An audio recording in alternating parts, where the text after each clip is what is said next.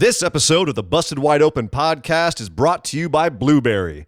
Blueberry offers the best media hosting, accurate listening stats, and their all-new PowerPress Deluxe sites, a no-setup WordPress website for your podcast with all the necessary links to share your show with the world built right in. If you currently produce a podcast and are looking for a better media host or looking to start a new one from scratch, head over to orbitaljigsaw.com/BWO and sign up for the best media hosting and a PowerPress Deluxe site to get your first month absolutely free. That's orbitaljigsaw.com/BWO, or just use the promo code BWO at checkout for your first month free. And with that said, enjoy the show. This is the IWGP Junior Heavyweight Champion Will Ospreay, and you are listening to Busted Wide Open. Thank you.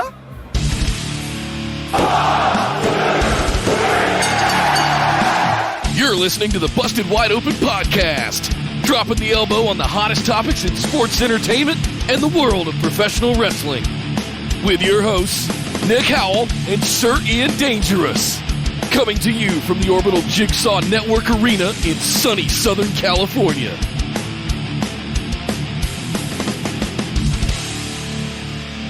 Welcome back to the Busted Wide Open podcast, our patron mailbag, episode number 19. My name is Nick Howell. And I am Sir Ian Dangerous. And yes, thank you for joining us on this show where we give our patrons the opportunity to ask us questions and then we answer them. If you're not a patron and you want to ask us questions, that's how you ask us questions, is you join us on patreon.com/BWO and sign up for one of our lovely reward tiers. And then you too can ask us questions on the show and have them answered as we are about to do for you all right here. And we have a great time doing it because you guys ask us really fun questions and it's really fun to answer and sometimes get stumped because I gotta dig down into the well, the cacophonous gaping hole that is my brain and try to figure out what the hell I'm going to say to some of these questions because some of them are tough. Yeah. Some of them are tough, Nick. Yep.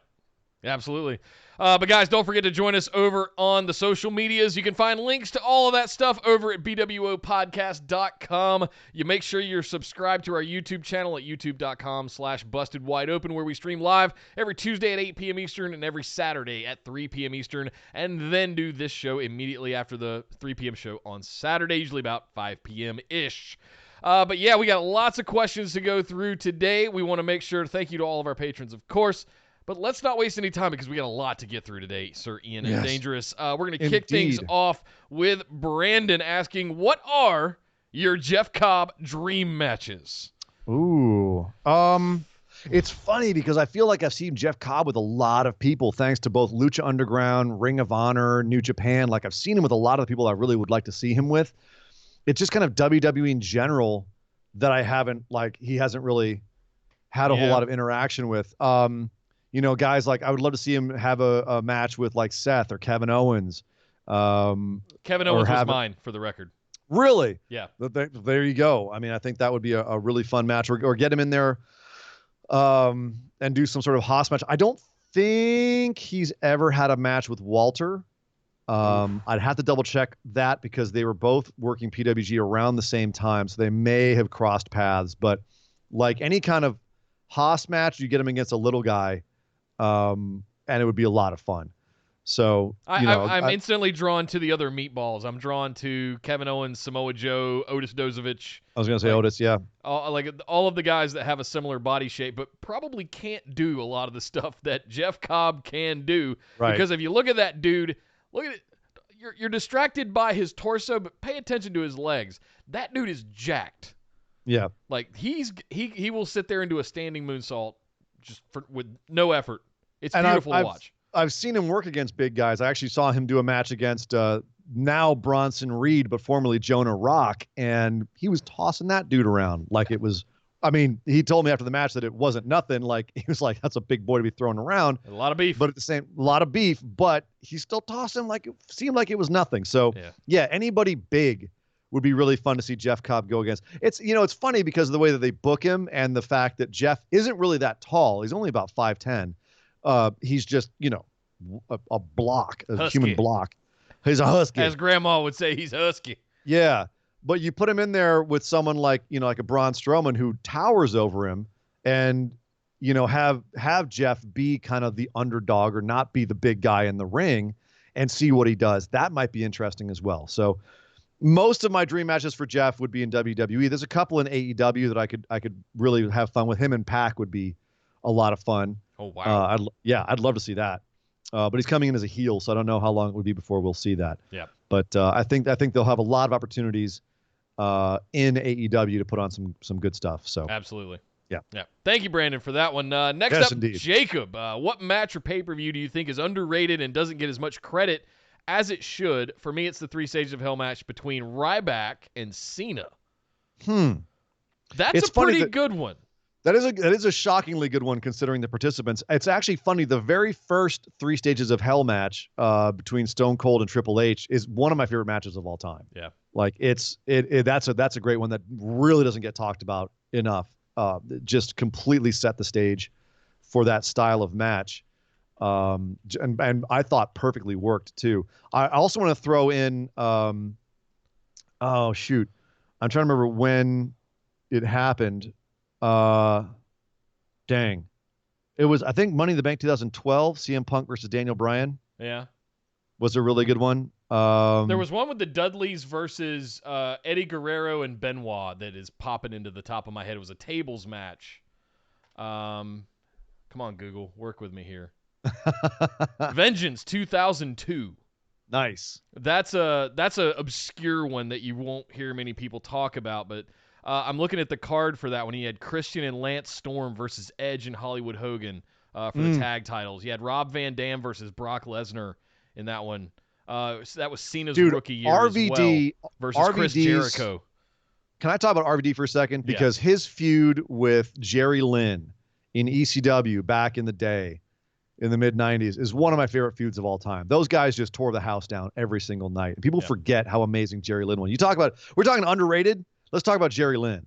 Like, there's a dude who just, history has kind of forgotten him, and it's a goddamn pity because that guy was, and for me, like a top tier. And he and RVD absolutely destroyed shit back in the 90s. So anything they ever did, just go find that. Yeah. Dang, what else? I've always got to call back to Shane I can't McMahon, not say Kurt One Angle. Night Stand. There's I a think lot of that's people pretty that, well, I mean, there's a lot of people that have seen the videos of the entrances and the things like that, the highlights of it, but I think most people slept on it. Maybe. Most mainstream fans. But I mean, Well, go I'm gonna back say and the same watch the thing. One Night Stand. King of the Ring, what was it, 2001, Shane McMahon versus Kurt Angle street fight?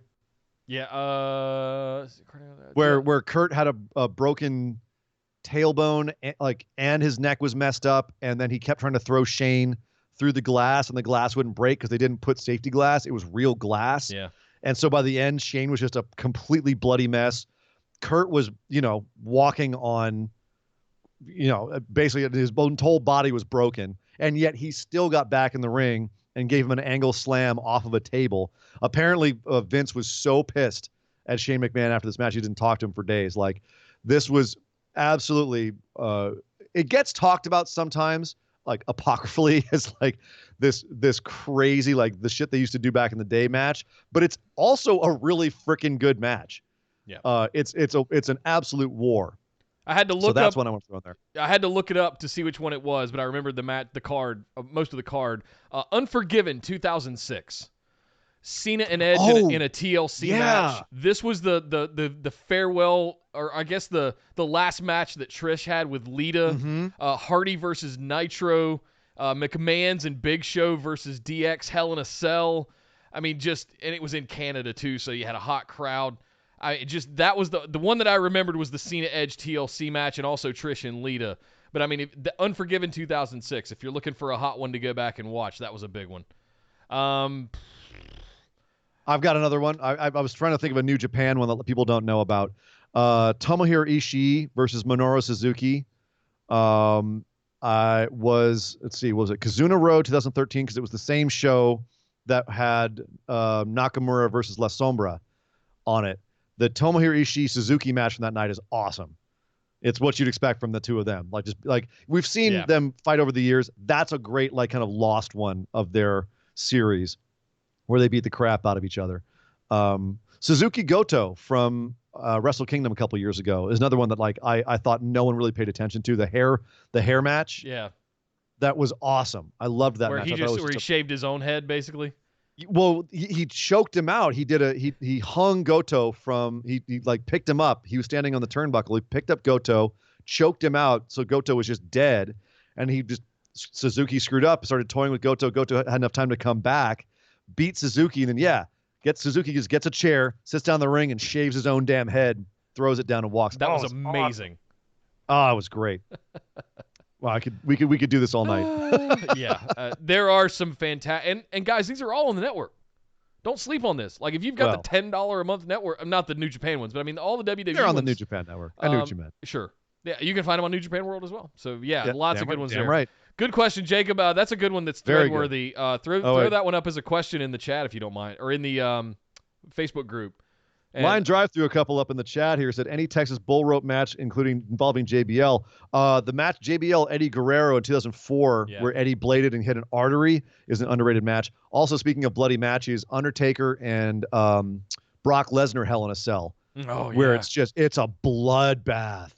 Like Brock is bleeding into Undertaker's mouth. It's so crazy. Line Drive also says Armageddon 2005. Not a good wrestling show, but if you want to see a bunch of matches where people get absolutely destroyed, particularly the Cena versus Jesus match, that one is it. Yes, good stuff. Arthur Capone in the chat too. Look, he loved the one. He's thrown in, loves the one night stands. Yeah, look at that. Well, thank you very much, Jacob. Throw a discussion up in the chat if you don't mind, in the Facebook group. I think that's one that could keep going on. We'll give a chance for everybody else to weigh in on that one. Next up, Patrick Kennedy asked, do you guys think they'll take the Universal title off of Bray Wyatt in Saudi Arabia and put it on Goldberg in order to get Roman versus Goldberg at WrestleMania? What? Jesus. I've heard this. Dear God, no. Oh, no. Oh, God, no. We're right back to where we were 3 years ago. We hated. I've actually heard this speculated. And yeah, there's no way they should do this. No. They should Roman Fiend, I can kind of okay. Like, okay. I can make my way there. Goldberg defeating the Fiend on the other side of the planet, and then that leads to Roman and Goldberg. No. Yeah. No. The question was, do we think that they will? The scary part is I wouldn't put it past Vince. No, I don't. With the way they're building up this match, with the way they're building it up, I don't feel like they will. Yeah. I feel like this will be a quick Fiend squash. I feel like Goldberg's going down here. And then this is going to be kind of it's another legend to kill for him to hang on his wall. Well, it's also going to exactly. And they're doing the Randy Orton thing, legend killer thing. And I think they also Goldberg needs to pay some dues after his last outing with Undertaker, and they can build him back up later, but he was concussed. You're putting that on him? He was on another planet in his head, you know? It's still he was well yeah, I'm putting it on him. He headbutted the door before the show. All right. Idiot. That was a dumb move. I shouldn't call Goldberg an idiot. He could tear my arms off. Yeah. No, I don't think they will. I don't think they should. I really hope they don't. If they do, oh my God, Twitter will burn. Oh yeah. Oh God. There will be, the roof will come off that place. If there will be blood. If Goldberg takes that title off of the Fiend. Oh my God. Can you imagine? Oh my God. You guys thought you were mad at Roman and Brock a couple years ago? I'm so scared. Holy smokes. Thank you very much, Patrick. I certainly hope not. Next up, Josh asked, do you ever think WrestleMania will take after Wrestle Kingdom and go to a 2-day show? Thanks for being awesome, guys, and good luck on Tuesday. Next speedy recovery. Thank you, sir.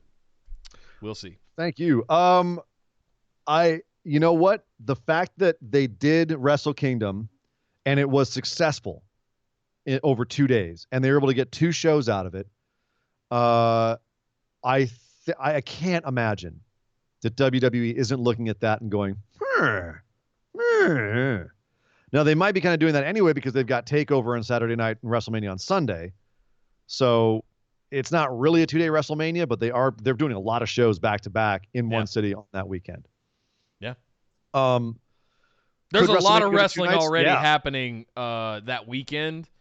Finding enough people to fill the card, along with all those that was the thing side about Wrestle things. Kingdom. They built up Wrestle Kingdom in a way where night 1 affected night 2. Yeah. And as it was a tightrope walk, and they barely pulled it off. So I'm curious if they're going to do Wrestle Kingdom as a 2-night event next year or stick to go back to 1 night. But I'd have to imagine that WWE's looking at that and going, damn, could we do that? Yeah. Maybe we don't try to do 100,000 people both nights, but like they got to be running the numbers and be like, could we do 60,000 and do 120,000 over 2 nights, which is more than we do in 1 night? They've got to be thinking about that. The hidden gem of Wrestle Kingdom was Gato and 2 years of Gato booking that ultimately culminated in what we got at Wrestle Kingdom. 7-8 years of Gato booking with Naito. Sure.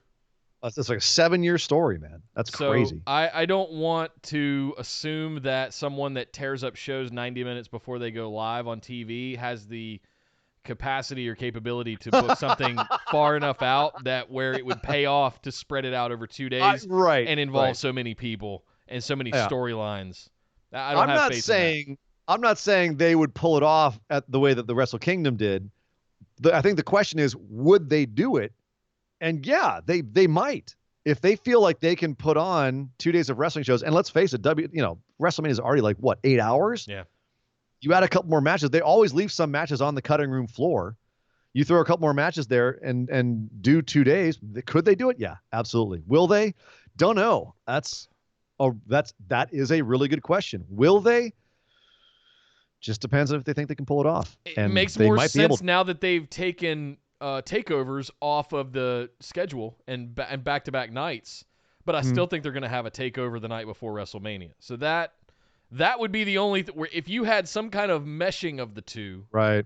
And if NXT you had crossover events between all 3 brands happening across, or you 2 have days. NXT matches on WrestleMania, like it's not their own separate show. Still, if it's truly a third brand, you're having SmackDown and Raw shows on WrestleMania. Have NXT be on WrestleMania instead of having their own separate show. Boom, there's your WrestleMania for 2 days. There you go. So that's what I would do, and have some main roster. Have some main roster shows on the Saturday where you would normally have TakeOver. Forget TakeOver on WrestleMania weekend and just call the whole thing WrestleMania. Hell, you could do 3 days if you want to. If you want to stretch it out. If you want to capitalize the entire weekend and try to, if you want to be Vince and try to overshadow all the little indie events that are trying to capitalize on you being in that town for the weekend and you want to give them the finger. Yeah. I could see that.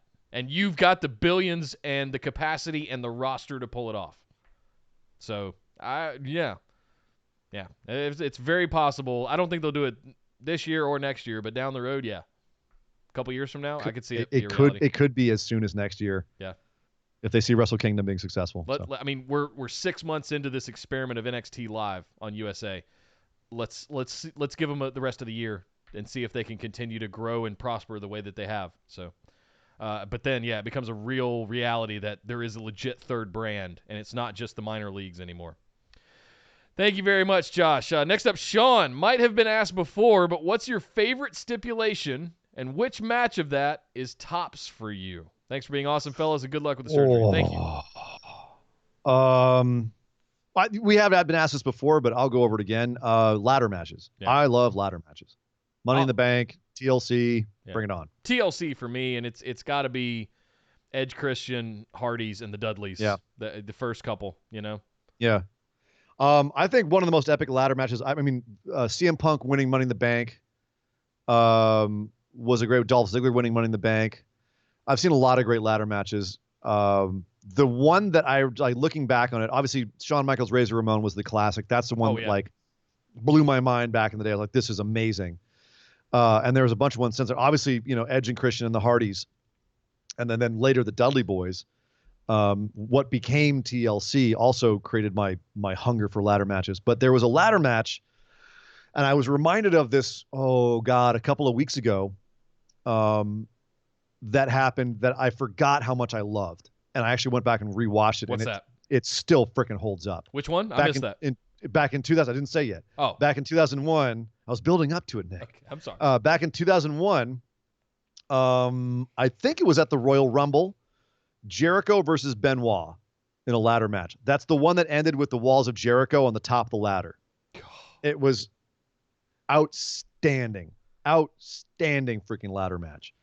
I'm gonna call that out as being one spearing of my Hardy favorites. off the top of the ladder. Well, that's the classic. One. I'm trying to remember like some other around the same time. Eddie Guerrero and RVD had a good one. I think about a year later. There's a bunch of good ladder matches around that time because it was still kind of the Wild West for ladder matches. Benoit and Guerrero had something. We were just talking about them with Jacob's question. Yeah. There was a bunch of good ones in TNA too. TNA had a bunch of great ones. Yeah. I called out Unforgiven 2006 earlier. Cena Edge TLC match. It's one of my favorites. Yeah. It's fantastic. You mentioned shoot. I'm trying to think when it was the Sabu versus RVD. They did it on WWE ECW, and it was a great one. I forget when it was though. I don't remember that. I think it was just on a weekly show. But yeah, so many good ladder matches. Yep. So many good ladder matches, especially recently, man. Just like any ladder match with Sami Zayn and Kevin Owens. Anyone. Right. Just pick one. Even El Generico in PWG where he had to pull it out of the ceiling and the whole fan that came down with him, Ladder matches. There's something about ladder matches that is freaking amazing. Thank you very much, Sean. Next up, Will. If MVP does stick around, who would you put him with as a manager or a mouthpiece? Interesting, because I don't think he's going to be sticking around as a wrestler. I think he's the one who's going to be the manager and the mouthpiece. I think he's the one that's going to be there on a I think that's what managerial level. Who would you put him with I see. in the role of a manager or a mouthpiece?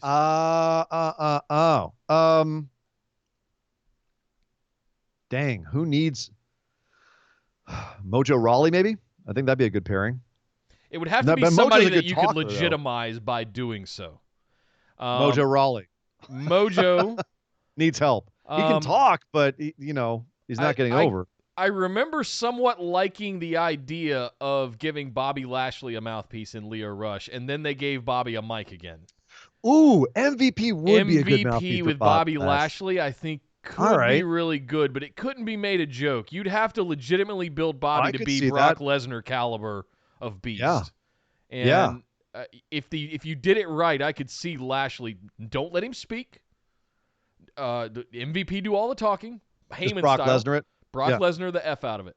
And you could overnight turn Bobby Lashley into the next monster. Right now he's kind of a joke. He's an afterthought. But I think that would probably be a best case scenario for Bobby Lashley and MVP for that matter, but you'd have to do it right. And he is on Raw MVP so far, so yeah, Lashley's right there. That's not a bad idea. I mean, and Lord knows that would help maybe save us from the Lana angle a little bit. just stop that.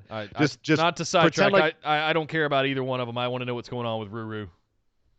Yeah, just cancel that feud entirely the way that they canceled the storyline about Jason Jordan being Kurt Angle's son. Just forget it ever happened. Nope. What wedding? A dumb idea. Yeah. So no, I'm trying to think of anybody else. That really is a Lashley and MVP. That does work.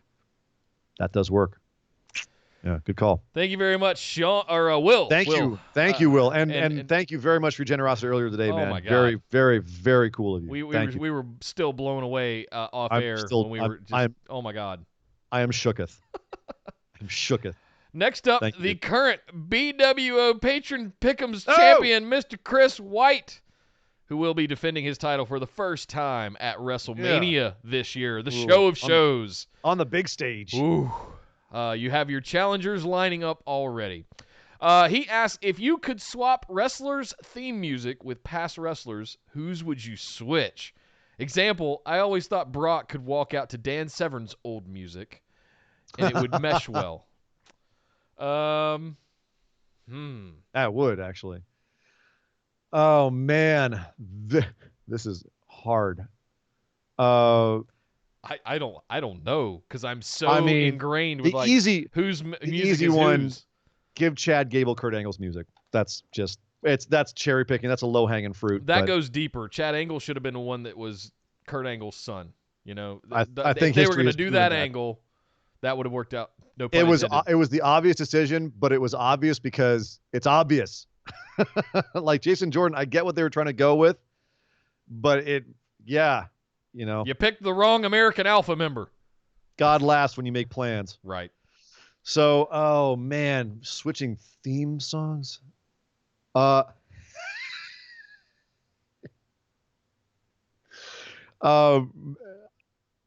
John Oh, Cena's Jesus. with Rey Mysterio. I was just gonna say I'd love to see Johnson with what? Brabadoo is now played for Rey Now Mysterio. Booyaka. Yeah. All right. No. Well, yeah. No. I'm just saying. I wouldn't say it'd swap them, but I would put Rey Mysterio have Rey coming come out to Cena's John music? Cena's Brabadoo. I was cracking up there. It's got a bit of a Mexican lucha theme to it. Yeah.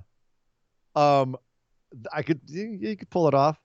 I would love to see MJF come out to Hulk Hogan's old "I'm a Real American" theme. Oh god. Oh, that would be the heeliest shit ever.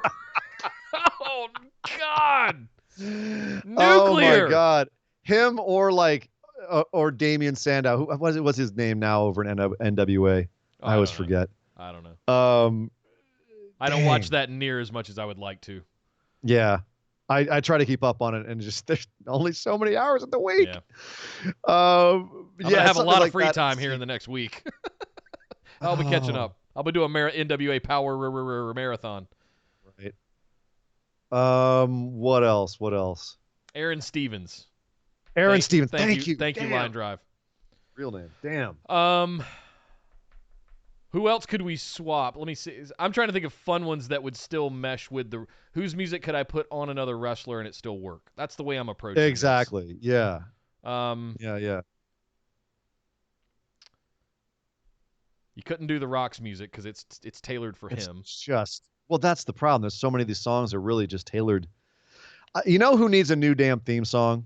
Is Dolph Ziggler, and he's needed one for a long time. And they tried to even do the record scratch for a while there and have him come out to silence, but he needs a new goddamn theme song. Yeah, he really does. He's not the show off with the blonde hair kind of perm thing anymore. You know, whose theme song would you give him? Is the question. Shawn Michaels? No. I'm kidding.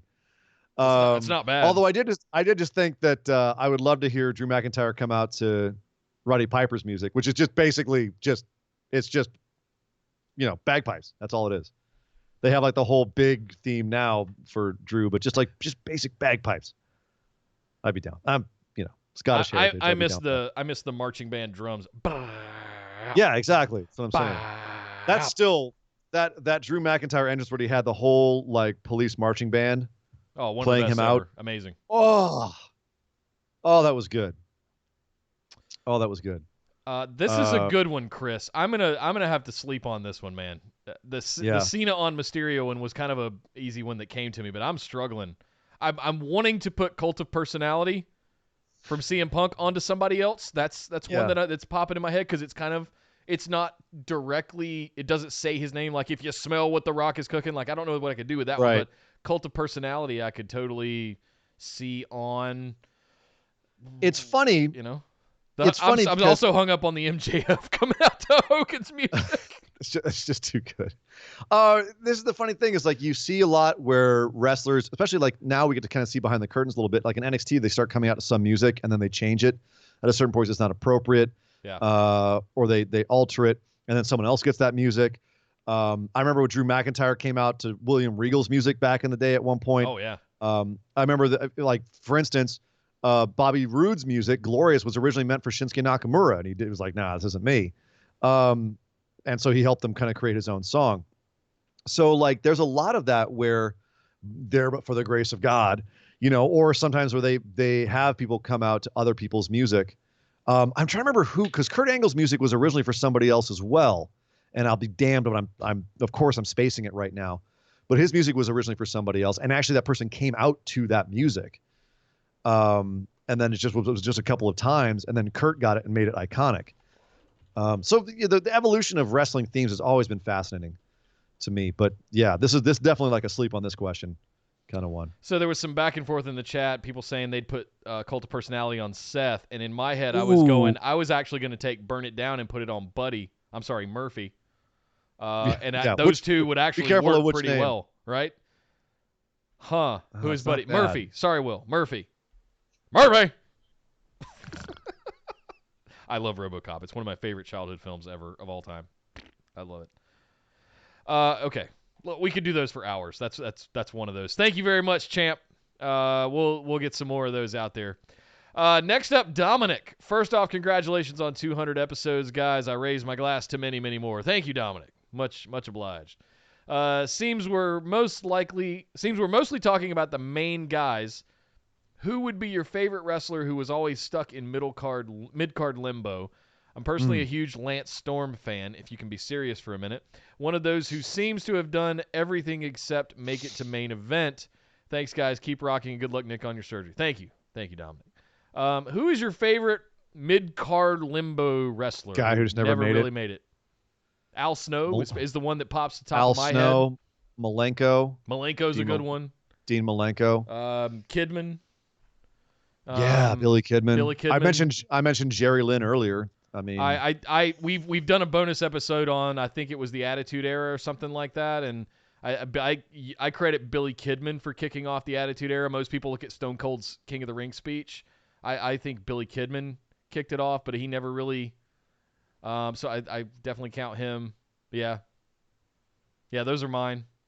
Mostly Attitude Era guys that were overshadowed by DX, Stone Cold, and The Rock.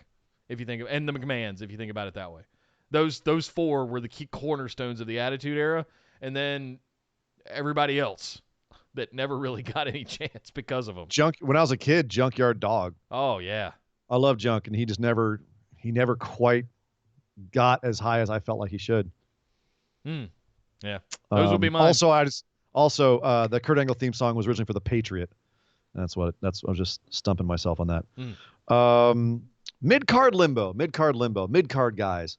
Damn, and it's tough because these are the guys that you kind of forget about, and then you're reminded of them, and you're like, oh yeah, they were great. I felt like Christian was heading that direction for a while, and I still feel like Christian is really underappreciated.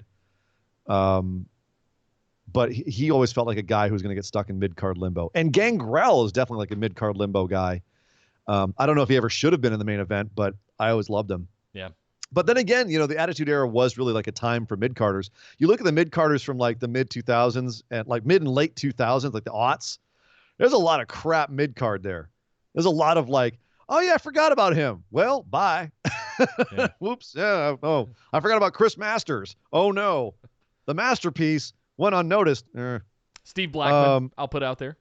Oh yeah. Yeah. For sure, Steve Blackman. Shamrock got his opportunities, but I don't think Blackman ever did. Yeah, I think I don't know him throwing Shane McMahon off the stanchion or whatever it was. He didn't throw him. He hit him with a kendo stick and knocked him off. Sure. And then didn't he dropped a leg on him after that too? Something like that. Yeah, but he was never like in serious title contention or any of that. I mean, you brought up Al Snow. Remember Head Cheese? Oh yeah. When he and Snow were teaming up? Yeah. Ay.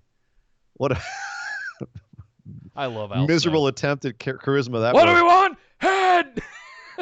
Yeah, Yes. man. But, dude, Al Snow was over as hell in ECW. Yeah, it was over in WWF in the late 90s. Well, oh it my was God. really like just a whole sea of heads, little mannequin heads.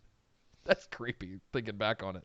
You're going to bring a mannequin head or a doll head to a wrestling show. Forget posters. We're beyond that. We're bringing doll heads. Luke Harper, he never got that love in WWE, I'm did he? not going to allow that one because he was tag team champion. They had a Bludgeon Brothers run. Yeah. He was a champ. They were tapped there for quite a while. They never really got beaten. Wait, didn't Dominic say something about the main event though? Like he just never got.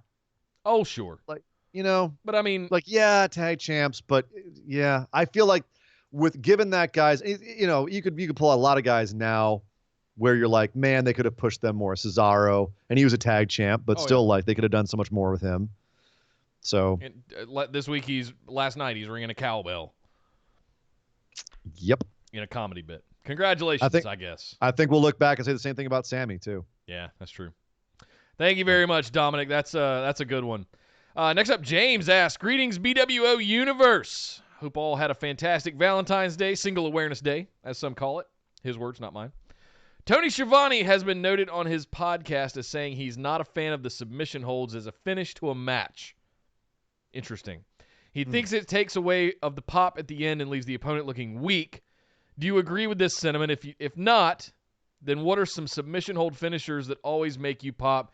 What is one match in particular that had a fantastic finish and was a submission hold? The one we picked for the match of the year last year is the one that pops into my head immediately. Mine was always the cripple crossface, and I thought the submission at the end of the Jericho-Tanahashi match made that match special and stand out on an evening of great matches. Well said. I'm still wondering what the hell Jericho said to who to get allowed to tap out Tanahashi. Yeah. That still blows my mind. Yeah. That happens. And you watch an Zack Sabre Jr. match and tell me that, a submission finish doesn't work. Like, give me a freaking break. I'll even go one further and be like, tell me a submission finish doesn't work. And look at Blood from a Stone, WrestleMania 13, Bret Hart versus Stone Cold, one of the greatest submission finishes of all time. And because Stone Cold didn't tap out, but still, he's in a submission hold. What a hot finish to that match. So I think that submission finishes can be hot. You just have to build to it properly. It definitely can. It can make the wrestler look weak if it comes out of nowhere and they just tap out. If you haven't built up that submission finish as being a life ender, or if you haven't worked the match towards that, the thing that Bret Hart always used to do, where he would, he's going to work the joint. He's going to go after. If he's working the leg, that means he's going to be going for the sharpshooter. Right. He's going to injure it to the point where you can't help it. You're hurting so bad you have to tap out. There's a lot more that goes into it as opposed to a big explosive strike finish and then a pin, right? But I think that they're completely valid. What are some submission hold finishes that always make you pop? Hell's Gate. We're talking about it a little bit in the chat. I was just going to say. There's a couple of really big Hell's Gates. Taker beating Edge. And then the one that I threw out there in retort was him taking out Lesnar with it as Lesnar's giving him the flipping finger. him off. And they even blurred that out on TV recaps and stuff, which is hilarious. Like, people are so sensitive these days, but like you can't even flip somebody off anymore on TV. Go back and watch Stone Cold matches. Taker's shoulders were down for it. And there's all kinds of stuff with that finish. All kinds of controversy. All kinds of nuts. The one that I mentioned while I was reading it was last year, Johnny Gargano wrenching the Gargano escape and screaming while he was doing it. And all of our hearts were just going, oh, God, make it finish. The Gargano escape with the knee brace over Ciampa's face. Yes. Give me a break. That's a submission finish right there, son. Like, that is how it's done. And everyone in the crowd was freaking out for that. So, yeah, no, I disagree with Schiavone. I can understand why, in general, he's not a fan of it. It's overused. I'd want to, you know what? Here's the thing. I don't want to take Tony out of context here. I'd love to hear what he said in context, because maybe that's kind of what he was going for, is that it's dangerous. You have to be careful about how you do submission finishes, because you can make your opponent look weak. Asuka tapping out to Charlotte at WrestleMania, I thought was terrible. Not because Asuka shouldn't be tapping out, but because she tapped out so damn quickly. Immediately. Right. And that's what we really had the problem with. Going back to that match, it was a great match. It was a great finish. The problem was Asuka tapped out nearly immediately, and that was the wrong decision. She should have, after all that time, all that build, she should have held it longer, and that would have had a bigger reaction from the audience and build up that drama. Or struggled out of it for once, and then you can get her back in it later and just, I look at, we just watched Shayna Baszler dominate for 2 years with a clutch, with a sleeper hold. And I've been vocal on this show about how bored with that I was. So in that vein, I can kind of see what he's talking about when it's overused and it's a one-trick pony kind of situation. I don't think it's the end-all, be-all thing. I think when used in moderation, you could even make an argument that Johnny, that's his go-to finisher. He uses that Gargano escape on everybody. He's trying the whole match to wear you down till he can get you in the Gargano escape. Neville, Rings of Saturn. Whatever brutalizer he calls it now. Yeah. Well, now he's also, if you've noticed, he does a great job of building up to it, where like he'll get you and then he'll get the other arm and he'll bring it around and just take a second and then really wrench on it. It's why Zack Sabre Jr. is known as such a submission specialist. Is he's really good at starting it, getting to a certain point, and then he'll wrench further. And frankly, his finisher, orienteering with Napalm Death, is one of the ones that pops me every time because it looks like he's tearing the guy apart. So I'll throw one back too. Kurt Angle overused the ankle lock. That is a really fun one. Well, the problem with the ankle lock is no one ever taps out right away, and there's all kinds of easy reversals to it, and they're always crawling to the ropes. Yeah, the ankle lock it's an exciting one because of the position of it. And Will James threw out in the chat that with the grape, or was it Line Drive said it? Line Drive said ankle lock with the grapevine. Yeah, and I agree with that. Once you drop into the grapevine on it, then that looks cool. Yeah. Anyway, yes. Could go on with those forever. I disagree, Mr. Shivani. Yes, me too. Me too. But I will listen to that podcast. I do want to hear what he has to say there. Thank you, James. Next up, Roberto. What's up, guys? With Ray putting over great workers like Andrade, Humberto, and Garza, do you think that they should form a stable like the LWO, but more serious? I really hope they do a fatal four-way at Mania and let that be the start of something. Thanks. You mean like Lucha House Party? Yeah. I hope it doesn't get degraded into that.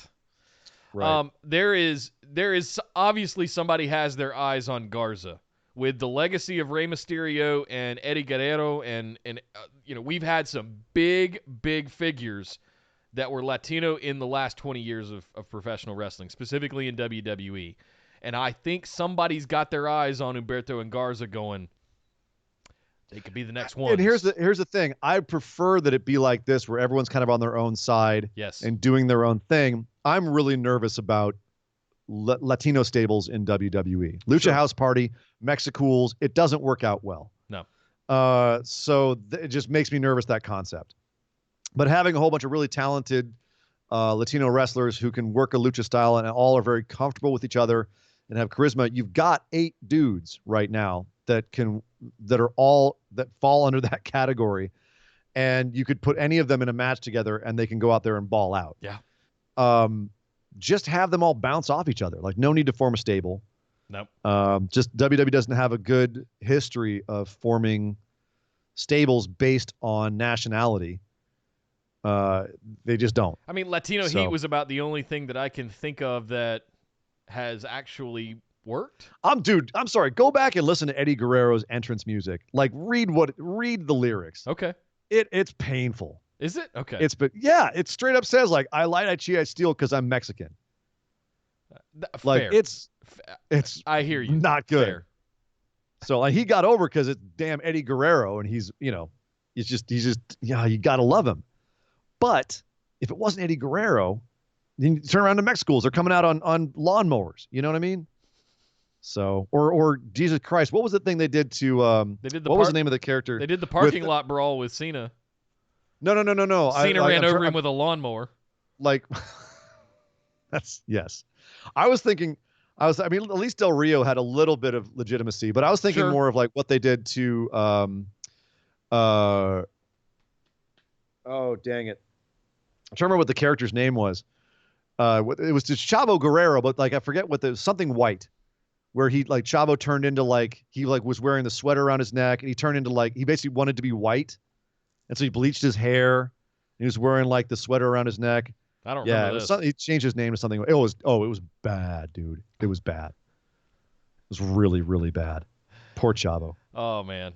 Chavo never did get a break. Even in Lucha Underground, he was like, Well, but he produced that show. He was fine. Sure. He was fine. Sure. He played his role perfectly there. Anyway. Oh, okay. Thank you very much. Kerwin White. Thank you, Kerwin White. Kerwin White. I remember. Okay. Thank you. Thank you, Roberto, as well. Next up, Danielle, new patron. Welcome to the thank you, love. To the thank phenomenal you very much. ones. Thank you, Danielle. Longtime OG listener and fan, part of the group. So welcome to the patronage. Awesome. Why do we see moves in AEW that we don't see in WWE? For example, the Canadian Destroyer.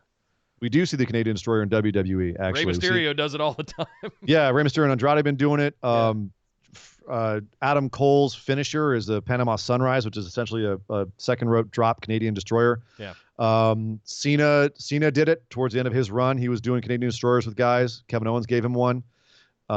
We do see it in WWE, just not as often because they're really nervous about it. It's a dangerous move.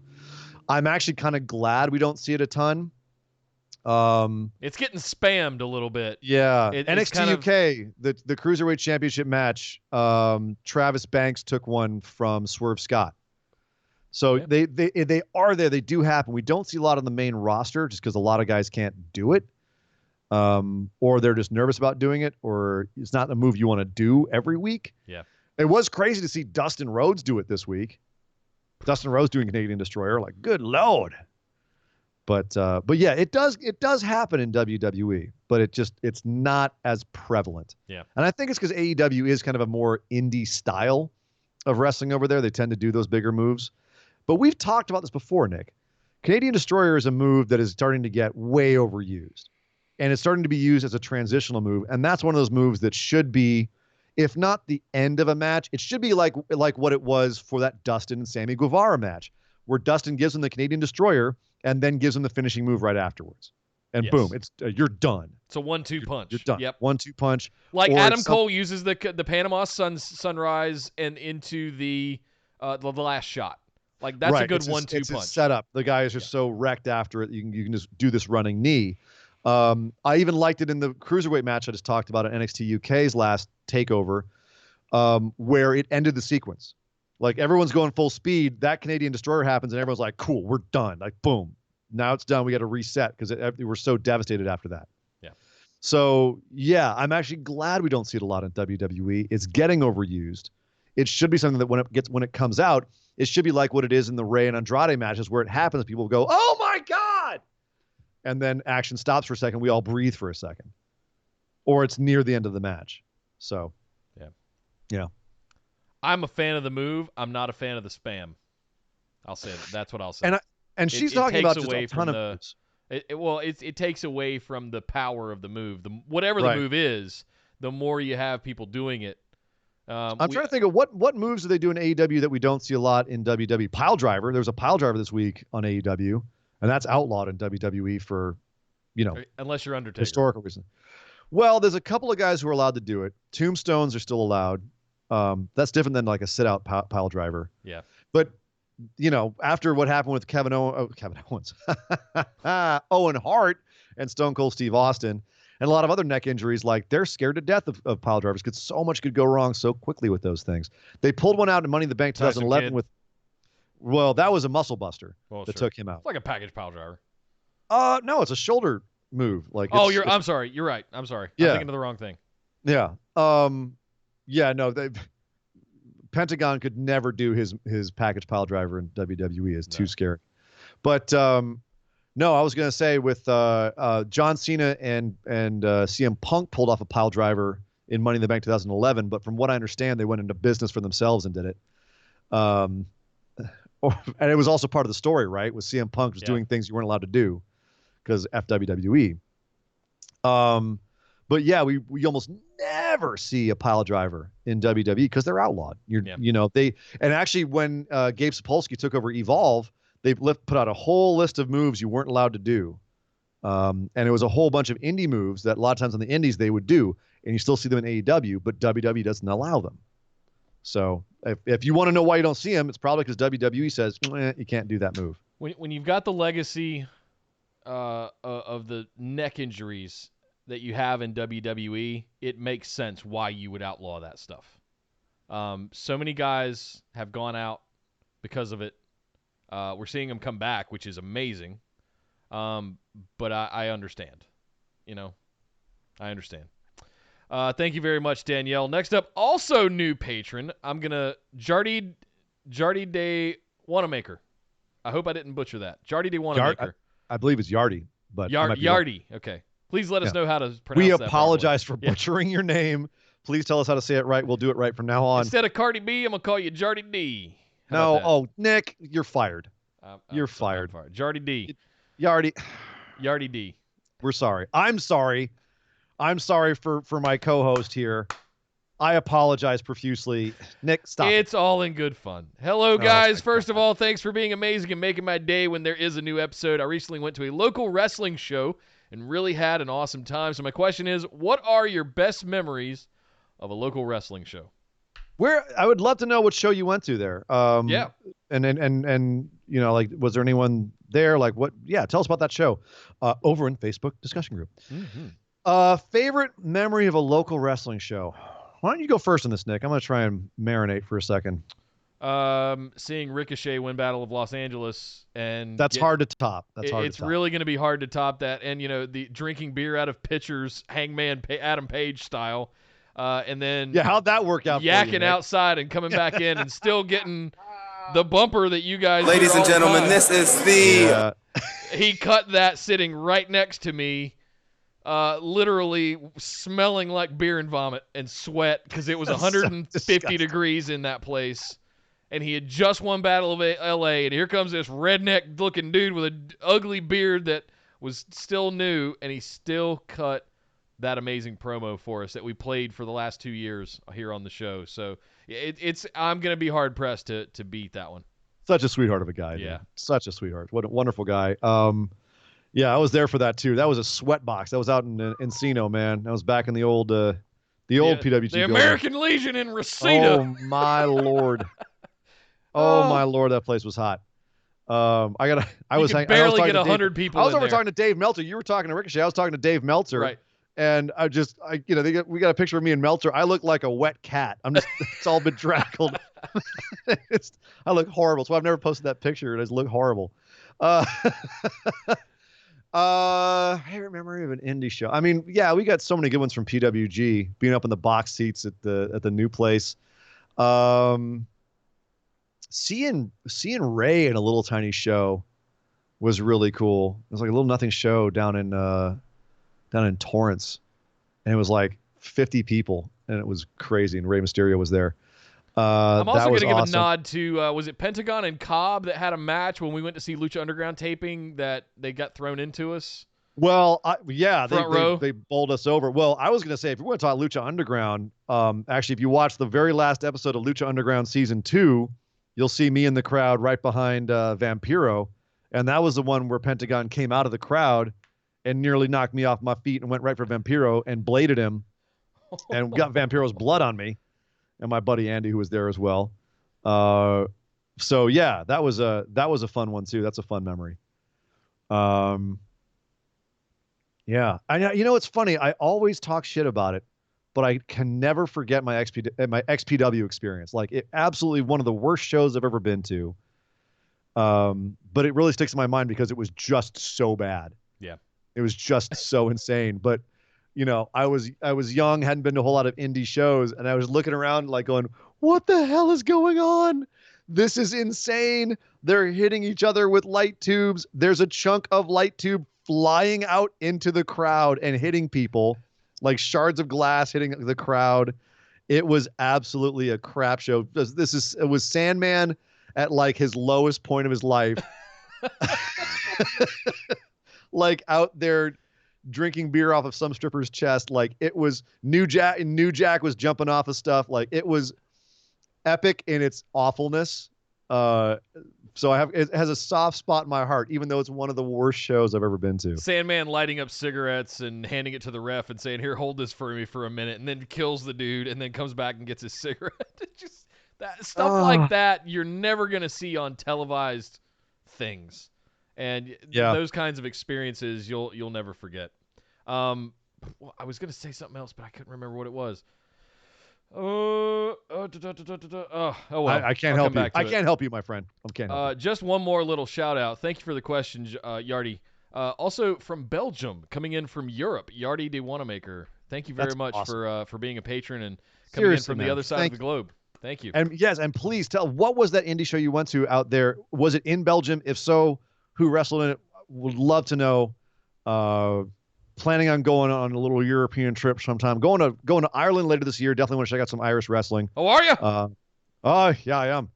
But I'm going to get to Europe in the next couple of years and definitely want to check out some stuff over there too. Absolutely. So please let me know. I hate that I went all the way to London and didn't get a chance to go check out some of the NXT UK tapings or anything like that over there. Like Orlando's about 6 hours. Or actual British indie wrestling, Nick. Sure. Which Well, should be looking. Sure. Yeah. Thank you, Yardy. Next up, also across the pond from the UK, Mr. Martin Welch. How are you, sir? Yeah. I hope your shoulder heals nice and quick, Nick. Thank you. Do you think that romance angles have a place in this day and age? Will we ever see a gay/lesbian storyline that is done right? Do romance angles have a place? Yes. Look at the Otis Mandy one. They're nailing it. Yep. Will we ever see a gay and lesbian storyline that's done right? I want to hope so. Yeah. I actually believe that they will. I think that they're actually getting closer and closer to it. I feel like they almost got it right. And hear me out. Hear me out. They almost got it right with Lana and Liv. Yeah. You know why? They didn't really push that it was a lesbian thing. It was just like, yes, we had a relationship, and left it at that. There was no like weird cackling from King about it. There was no like, oh, 2 chicks or anything like that. It just was a matter of fact thing. They were a bit surprised, like, wait, Liv also had a affair with Lana, but it was more about the fact that they had an affair, or that they were lovers at one point, and now Liv was coming out, than the fact that them being lovers was the strange thing. Right. Do I feel like that was a well-handled storyline overall? No. But the fact that they didn't make a big deal about it being a same-sex relationship was, I thought, very promising. Yeah. So that to me is like, well, maybe they could, because the whole point, and this is the same thing we say about the women's division. What we said was so positive about Becky and Shayna this last Monday was this could have been anybody's feud, men or women. The gender didn't matter. It wasn't a Mean Girls thing. It wasn't about female bullying, who's fat, who's not. It was just a feud. Yeah. And if they do a romance angle the same way, if you took the current Otis and Mandy storyline and you plugged in Sonya Deville in the Otis part, or whoever, it doesn't matter. Plug anybody into that, Nikki Cross into that Otis role, but everything else is exactly the same. Yeah. Then you've done it right. Could they at some point do that? Yes. All they have to do is realize that's all you have to do is write it as though it was like any other way. It doesn't have to be female. Like, it could be male. I think that there's going to be a bit more of an uphill battle towards a male storyline, given WWE's audience. You know what I mean? I think the way in would be through a female storyline. The one that comes to my mind is it got teased last year. We had those couple of moments between Sonya Deville and Mandy where they would like touch each other's face or stroke the other one's hair. Well, they were going. Like they were kind of going there, and then it went nowhere. And I think one of the things that we were upset about is that was what we thought might be the groundbreaking, relationship where they were showing some inclusivity with LGBT, and oh my goodness, we've actually got a lesbian wrestler in our ranks on the roster that could actually do this properly and know how to make this come across and be inclusive to that side of the audience. But no, we had, and I think that was the frustration with the Liv and Lana thing. More so than, I hear you on the positive points, but I remember distinctly being frustrated for Sonya Deville, for Daria, when that actually happened. That was my first thought when Liv came out was, oh no. It seemed on Twitter that she was frustrated, like rolled her eyes a little bit, not like genuinely angry, but she was like, oh, for crying out loud. It was done as a stunt and not as like an actual serious thing. That being said, it sounded like Martin was just saying this. She's been trying to sell that angle to creative for some time. But she wants it done right. Sure. You know what I mean? She wants it done right, not as a gimmick. All right. So but Martin's asking in general, and we're kind of focusing on WWE because I think that they are the ones that I'm most worried about doing it. I feel like they could pull it off in AEW pretty easily. Yeah. And I don't know where yet. I mean, Best Friends are kind of they're not really. I don't think going for that at all. They're going for a different thing altogether. So I think we've had some milestones in recent years. We've had Sunny Kiss, who has been successful in that, right, in bringing some of that forward. Nyla as champ is a huge step forward. Nyla being trans and champ is a big step in the right direction for bringing part of that.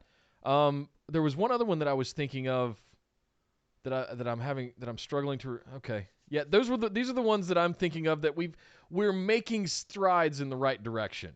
And is it too soon to do a relationship or a love angle? Maybe. But that doesn't – I don't want to discard the fact that we're making progress. We're going – They have to be careful. Yeah, Right. They have to be careful because too many people are going to get sent back to the image of Chuck and Billy. You know what I mean? Yeah. Which – you remember that? Yep. Which was just woof. So, yeah. Could it happen? Will it happen? Yes. I truly believe at some point some major company is going to nail – and not just on the indies. Some major company is going to nail a gay or lesbian storyline and do it properly. Yeah. Do a proper LGBTQ storyline. So I believe that will happen, but it's going to be, I feel it's going to be like the women's evolution or revolution where WWE will tokenize it or try to make a big deal out of it. And they'll screw it up at first and then maybe get to it and do it right further down the road. I don't know if they're going to do it right the first time. When Finn started coming out and when he was super face, he started coming out with the Rainbow Balor Club for everyone. I thought we might be going in that direction with Finn a little bit. People have been wondering, is he or isn't he about Finn for a long time. Then he goes and gets married. It's like, oh, okay. All right. Got it. Yeah. Thank you very much, Martin. I don't think it's if, it's when. Is the right way to do that one. And it absolutely, hope so. Hopefully they do a lot of care and feeding and make sure it's done right. Next up, Brian asks, can Nick come up? Oh, God. I hadn't read these in advance for the record, guys. I'm reading these as we go. Can Nick come up with his fantasy booking while still high after his surgery? Well, there's good news and bad news. You won't notice any difference. It'll be just the same. There's good news and bad news. The good or bad, depending on your perspective, is it's 98% done. So we're mostly already done. I'm putting polishing little points on it. I've been go back and edit it. I've been stalled a little bit, but if something comes to me while high, I am open to make notes over the next week or two of recovery before we get that out to you guys. I know we're late. The other one was late too, and I know. It's because Nick takes forever to do this. It's like he puts a lot of work into this, guys. There's a lot of work that goes in. I take this very seriously. As much as everybody jokes about it and we all make I do want to make it fun and enjoyable. That's what makes it so funny. And I also want to make sure that I absolutely torture Surrey and Dangerous as much as humanly possible with all of this. Oh, that's going to happen. That's not even a question. So if something is just blah, I'm amping it up to 11 just to make sure that he rolls his eyes so hard that he falls out of his chair. So stay tuned. It will get delivered very soon. In all seriousness, hope it all goes well on Tuesday and you have a full and speedy recovery. Thank you, sir. All you guys well wishes, man. Thank you. Thank you very much. If Marty Scurll's help with the Ring of Honor booking helps turn everything around, what do you think that his value would be come the time he's a free agent again? Like, is ballpark figure? I mean, are we looking at this as an opportunity for Marty Scurll to transition out of the performer ranks and into a producer, a booker, let's a look at Gato it kind this of way. role? If he had gone straight over to AEW with everybody else, he probably would have gotten a pretty good role over there. Sure. But this is definitely making him much more of an asset to any company that has him. He's going to now have booking experience. He's going to have the experience of working with other companies trying to create crossover events, because that's Ring of Honor is apparently very open to that, and they've already set up a bunch of them. What is his value going to be? Man, it could be. It depends on what kind of contract he signs. His value right now might. I mean, from what I understand, Ring of Honor paid him more than what NXT pays its top talent. So you're talking about high six figures a year to do a fraction of the dates, like 40 dates. Well, that's insane. Put this in perspective. Within the scope of 2 weeks, I saw Marty Scurll in a New Japan ring, on Ring of Honor, and on NWA Power. Right. Keep in mind that he's getting paid for NWA Power and New Japan separately. I understand that. So he's also monetizing those. So he's got his paycheck, his massive paycheck over on the one side from Ring of Honor. In addition, he's getting money from New Japan and NWA. Yeah. I don't think NWA is probably paying anybody that much. I mean, for crying out loud, their women's champ is going to have to sell her merch to pay for a hit and run. That's not a on good her sign. car. But that doesn't surprise me. They're not exactly, they're on YouTube for free, for crying out loud. So as far as what his worth's going to be to a company when he goes there, like he's going to be able to command either a whole bunch of money or he's going to have a whole lot of access. So, if you're looking at the fact that all his other buddies from when they were all in Bullet Club together are, the CEO, the CFO, the I don't know, like producers, executive vice presidents, vice presidents. AEW. Exactly. Yeah. Thank you. That's all.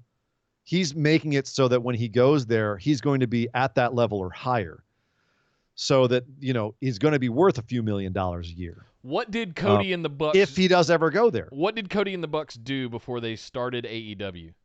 They spent a year going around the various promotions in the indie circuit, raising their value, so that when they came out and said, we're going to start a company, everybody went, oh, shit. Yeah. I think Marty's doing something similar to raise his value. And also, like, to call him a free agent, he kind of is a free agent now. Like, yeah, he's got a Ring of Honor contract, but we don't know how long it's for. It could have been a 6 month, a year, like X number of dates, And as you said, Nick, he's out there in NWA New Japan. Like, he's still doing other stuff. Like, he's not with AEW or WWE. Aside from that, the dude can kind of do what he wants. Yeah. And he was open and vocal about that at New Japan, cutting that promo at New Beginnings that I went to. Yeah. So, yeah. So I think his value by the time he's a free agent, it's what he has right now, which if we want to estimate ballpark, over $1 million a year. Oh, easy. Easily. Very, very good. I'm very excited for the villain, see what he can come up with. I'm loving his new look with the fur coats and the scarf and the umbrella and just, The dude got paid. Yeah. So he got some money. Yeah. Thank you very much, Brian, and hope to see you go back up for your title and get it back at WrestleMania against the current champ, Mr. Chris White. Next up, Kyle asks, new patron, Kyle Cotton. Thank you very much and welcome. Thank you for joining us. Welcome. Ask, Asuka and Kairi are basically the second most over women's act on the main roster at the moment in a division that is absolutely barren. From now through Mania, how would you build up that division? I'm assuming he means the women's tag division specifically. Okay, then yes. How would you build up that division so that the work Asuka and Kairi put in to make those belts mean something doesn't go to waste, including what team combination you would add and who if you take the belts off them at Mania and the story around it? Well, so one thing, I hope he's not talking about the women's division because I think there's a lot going on in the women's division and it's far from barren, but if he's talking about the women's tag division, yeah. Then yeah. But if that's the case, I don't know how they're the second most over because who's more over than Asuka and Kairi in that division? The only ones I can think, maybe Alexa and Nikki, would be the only ones that would be up there. But yeah, it's barren because it's those two teams, and then what? The Iconics? Like who else is there? I could see the Iconics making a return here in the next few weeks and being a facey kind of team return and getting over with the crowd in that way and then going and challenging for the tag Absolutely belts. Could. That's the only out I see. If you're going to continue to have Asuka chase Becky Lynch in this way, then I think you do need to take those belts off of them and put them on the Iconics. And maybe they feud for them. It gives Kairi something to do as well. I don't know. But what's beyond Becky Lynch for Asuka, I think they need to keep Asuka and Kairi together. Yeah, no, I think Asuka and Becky are done. Okay. Becky had her statement win on Asuka this last Monday, so now it's time to turn the ship around and go towards those tag titles with Asuka and Kairi. So now it's back to Asuka and Kairi tag titles. I think the Iconics are going to re-debut. I think, like you said, they're going to come out as faces. Yep. Get them over with the crowd. I love the Iconics. Yep. I love them as just annoying heels. I thought they were hilarious. I would love to see what they do with them as faces. Yeah. I think they can get over as faces. I just hope they do them right because that would be something they could build up to WrestleMania and actually have a good feud. Yeah. I hope they can pull that off. So that that the division, as he says, doesn't go to waste. Yeah. Because again, it's Asuka and Kairi. They're really good. So yeah, fingers crossed that's how it works out. If not, we're stuck with Alexa and Nikki. And who else? Except that that's it. Except that Alexa and Nikki are over on SmackDown. If Carmella or Nikki can't get it done and they keep the title on Bayley, I could see Carmella and Naomi. Oh, sorry. If Carmella and Naomi can't get it done against Bayley and they keep it on Bayley, I could see Carmella and Naomi potentially teaming up as a tag team and going after those. Don't you put that evil out there. Listen, you know me. I'm not a fan of pairing singles wrestlers together, but you just did it. I just did it because I think that could work. I think that could work. So, give them a name, give them an entrance. He's clarifying in the chat, and that is that there's Becky, and then there's Asuka and Kairi. Charlotte is, I think, up there as well. And I think that Bayley got better this week, but she's definitely not on the same level as Asuka and Kairi. Oh, line drive. I didn't put 2 and 2 together that was Kyle. Okay. Yeah. 2 plus 2. I get it now. All right. Hi. Hey, buddy. Hey, Kyle. 33 1/3% chance. Sacrifice.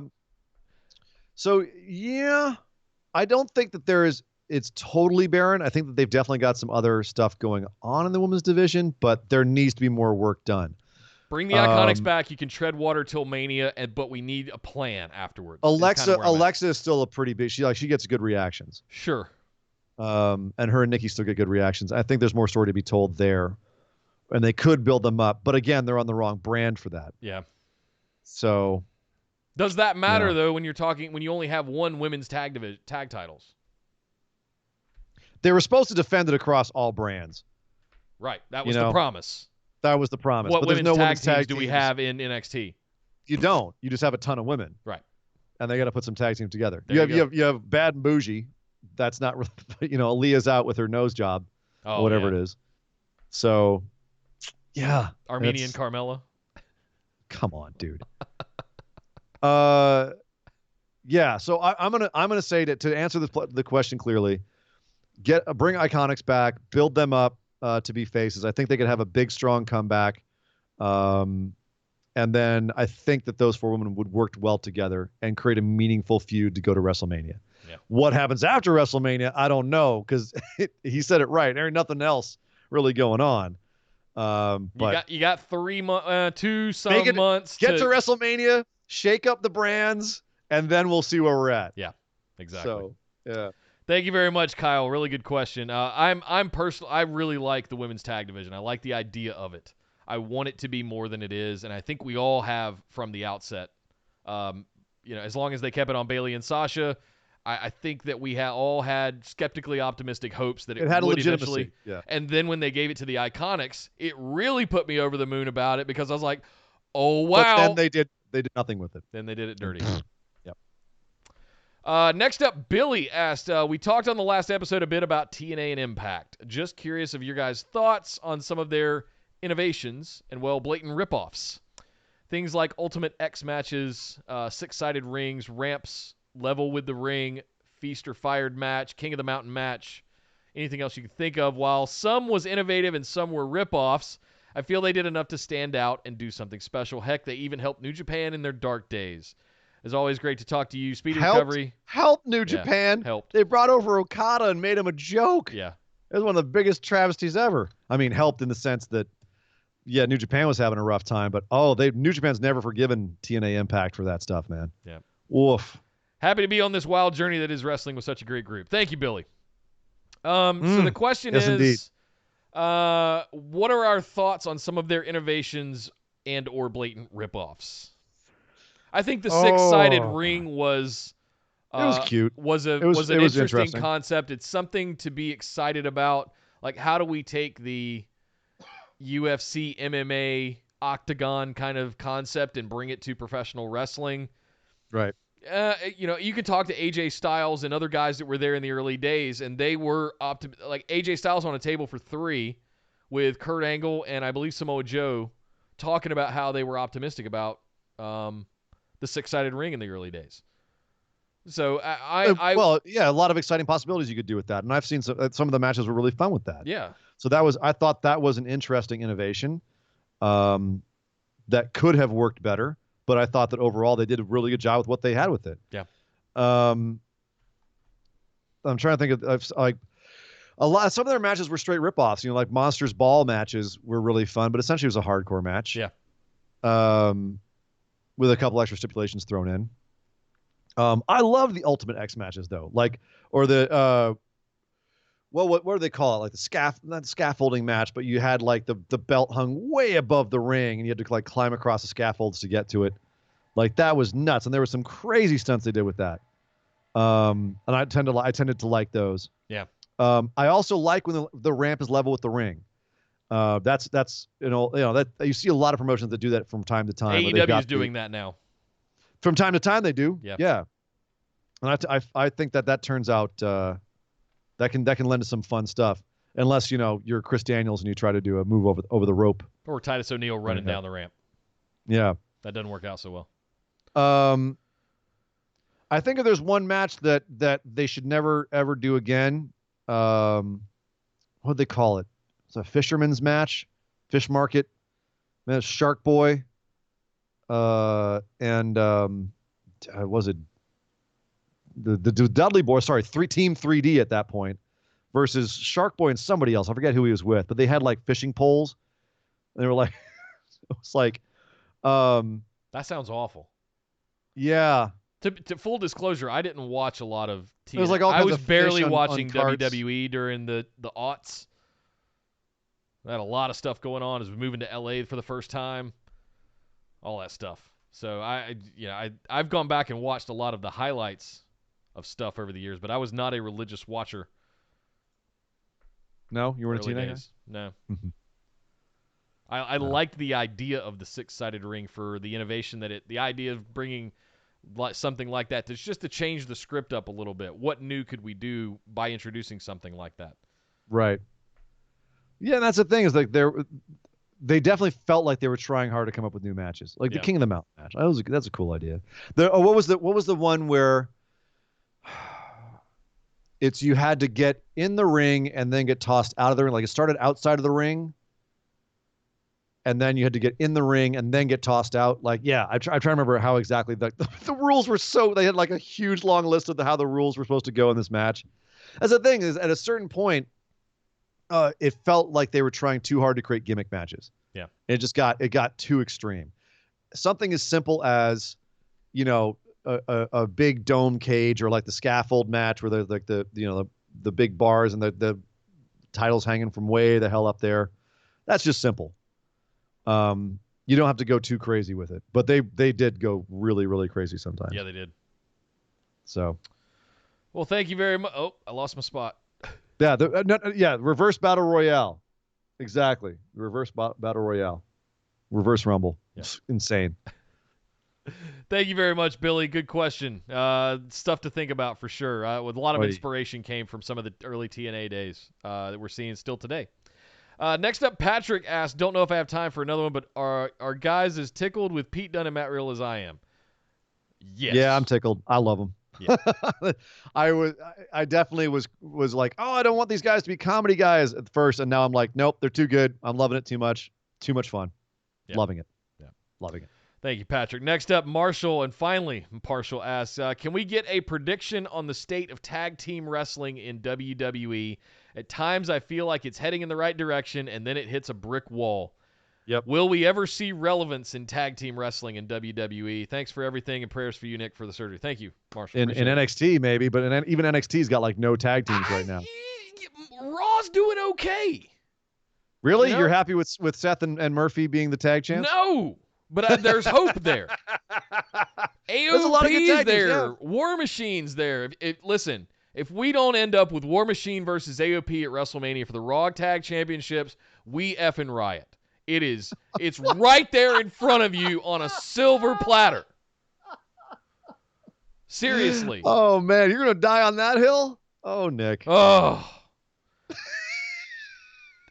I wanted my hashtag wrestling. It's right there.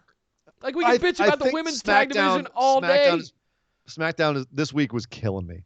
This week killed me. What are you doing? Just an absolute big old middle finger to the tag division this week. Overall,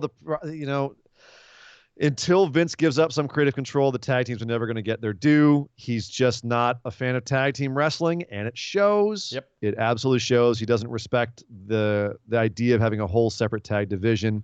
And the problem is, even in New Japan, I feel like Gato sometimes doesn't really give it its due either. No. He's not even really using it to build story recently either. It's been like Legends farewells and, dude, can we have some dojo guys maybe do an exhibition match? We haven't talked about the New Japan tag division, but I mean, the fact that you're not losing your mind about the fact that you had Juice Robinson and David Finlay win it at Wrestle Kingdom in a total shock upset. Yeah. 2 singles guys. I'm pretty sure I Guerrillas did. of Destiny. And you lost your mind. And then on a random North American tour leg, Guerrillas of Destiny win it back, and now they have to go face Tanahashi and Ibushi, who have randomly tag teamed up. Like That's horseshit.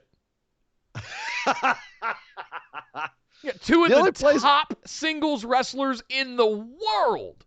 Yeah. And you're going to put them in a tag team to go face Guerrillas of Destiny from Bullet Club. Oh my God. Okay. Yeah. It's rough all over for tag teams. It's rough all over. I'm There's not a wondering single if that's major somebody... No, look at this. All right. There's not a single major organization. AEW, NXT, main roster WWE, New Japan, they all have singles wrestlers as tag teams at the top of their tag team divisions, and the rest of their divisions are in shambles.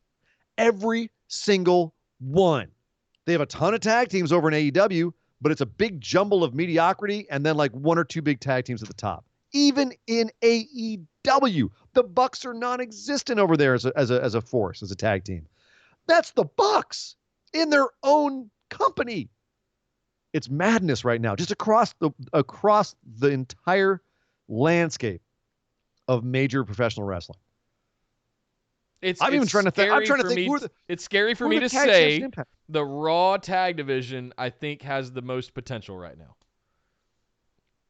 I really think that. AEW, obviously, right? They've got so many legit good tag teams over there. I'll even throw a nod at the Hybrid too. You get down into those ranks, and those are some amazing tag teams. So Impact is doing all right. They've got the North as champions right now. LAX gave it up to them. They beat LAX, and then LAX went over to AEW. But there's a lot of other good tag teams currently in Impact. They've been feuding with, although they have thrown together some guys to face him. But I mean, Rich Swann and the Mac is a good.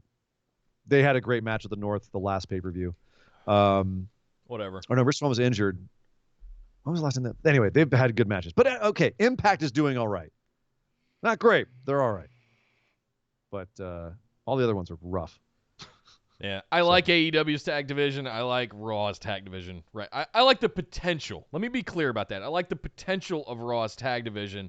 They're on the precipice of it being something really good, which I could not. And the reason I'm so high on that is because just a year ago, your book is going to happen. No. Not even not even that. Genuinely, like a year ago, we were just like, WTF? Like, what are they even doing with the Raw tag division? And now we're looking at it going, there's at least. Potential here. Going, there's potential there. You've got War Machine, and AOP has finally debuted or re-debuted, whatever you want to call it. So what else is there on Raw? What other tag teams aside from? That's what I'm looking at right now. Okay. But instead of strapping one of them, they gave it to Seth and Murphy. Street Profits. Yeah, not anytime soon. Okay. But I'm just saying they exist. Contenders. Like we had. Absolutely. I'm talking about depth of the division. Sure. Of actual tag teams. So SmackDown probably has more tag teams, but they're even worse. No, they don't. Raw has more. I'm pretty sure. Okay. Well, I'm just talking out of my ass today. I have no idea what I'm saying. Oh, me too on this one. I can't remember the top of my head like how many tag teams each division has. I feel like Raw has more. So I don't have the roster in front of me right now. Well, guys, thank you very much for all of your questions. As always, there were a lot today. You guys came through and delivered.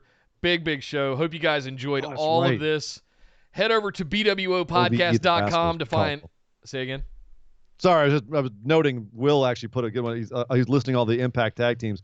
OVE, the Rascals, Reno Scum. He's exactly. Impact's doing real great on tag teams. Sorry, go ahead. Briscoe's out there as well. Anyway. Ring of Honor, yeah. Yep. So, yeah, guys, BWOpodcast.com. You can find all the links to all of our stuff over there. Absolutely make sure you're following everything we do. I'm actually getting a little bit of a tickle to start doing some Instagram stories and posts and things like that. Ooh, a tickle. A tickle. But we'll see what happens. I might document the shoulder surgery journey. I might show you guys around the studio a little more behind the scenes stuff. I want to give you guys some access, and we'll see what we can do more in that area. And I'm thinking about using Instagram for that. So to be determined. Right. We're working on some of that stuff. But BWOpodcast.com, you can find all our links of all our stuff there. Make sure you're in the Facebook discussion group. Make sure you're in our Discord. And make sure you're following us on Instagram and Twitter at BWO Podcast. Subscribe to us here on YouTube.com/BustedWideOpen and jingle the bell. Make sure you get those notifications. And if you guys would like to get your questions in every single Saturday for the Patron Mailbag, Patreon.com/BWO. All you got to be in is that $5 tier to be able to get your questions in, as well as get copies of the show notes. But hey, at the $10 tier, at the value tier, you can get access to bonus episodes as well, like the aforementioned upcoming Nick Booking 2.0. And if you're just a new patron this month, make sure you go back and listen to version 1, because 2.0 will not make any sense to you unless you listen to the first one. You got to watch the first one before you listen, I should say.